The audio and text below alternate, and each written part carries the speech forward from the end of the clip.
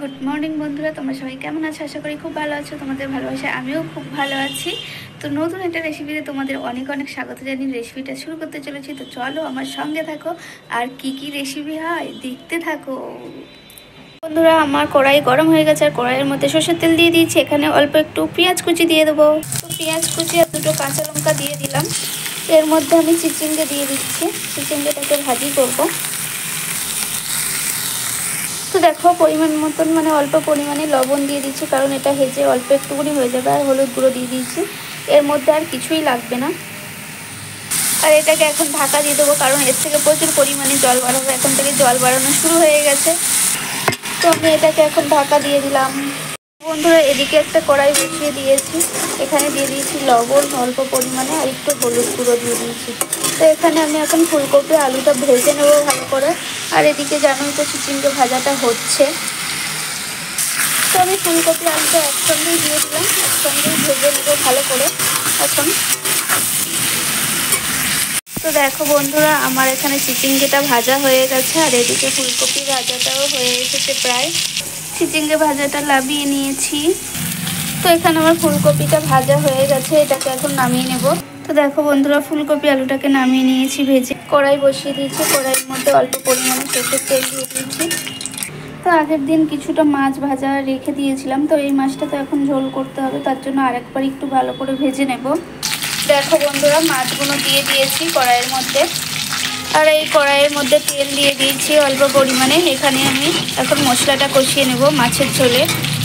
ফোড়নে একটা শুকনো লঙ্কা, একটু গোটা জিরে দিয়ে দিলাম। পেঁয়াজ কুচি আর দু তিনটে কাঁচা লঙ্কা দিয়ে দিয়েছি চেরা। তো এর মধ্যে আমি টমেটো অ্যাড করে দিলাম, আদা রসুনের পেস্ট।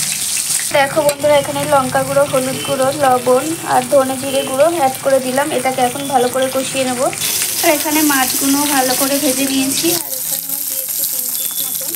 তো দেখো বন্ধুরা, মশলা থেকে তেল ছেড়ে গেছে। এখানে ফুলকপি আলুটা ভেজে রেখেছিলাম, অ্যাড করে দেবো।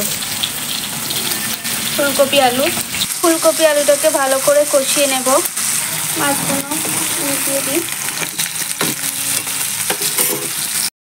দেখো বন্ধুরা, পরিমাণ মতন জল দিয়ে দিয়েছি। আর ওদিকে মাছ ভাজাও হয়ে গেছে, মাছ ভাজাটা তুলে নিয়েছি।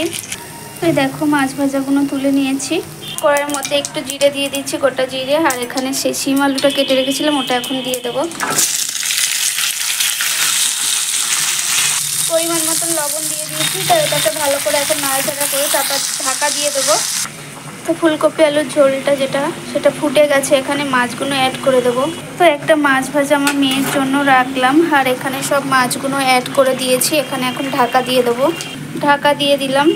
তো ঢাকাটা খুলে মাছগুলো ওলট পালট করে দিলাম একটু, আবার ঢাকা দিয়ে দেব। আবারও ঢাকাটা খুলে নিলাম বন্ধুরা। আর এখানে দেখো ধনেপাতা কুচিয়ে নিয়েছিলাম, এই ধনেপাতাটা দিয়ে দেব। ধনেপাতা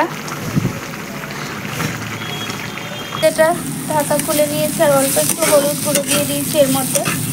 তো যেহেতু মেয়ে খাবে, তার জন্য আর লঙ্কা দিলাম না। বন্ধুরা, এখনকার শীতের শিম সেইভাবে দানা হয়নি, আর দানা ছাড়া শিম খেতে আমার তো একদমই পছন্দ না। কার কার পছন্দ না কমেন্টে জানিও। আমার একদম পছন্দ হয় না। দানা দানা থাকে যে শিমটা, সেই শিমটা খেতে আমার খুব ভালো লাগে। তো এখানে হলুদ দিয়ে ভালো করে নাড়াচাড়া করে নিলাম। আর ধনেপাতা, এই সময়টা ধনেপাতাটা কিন্তু অনেক দারুণ সেন, অপূর্ব যেটাকে বলে। এই শীতের সময় ধনেপাতার সেন থাকে খুব সুন্দর।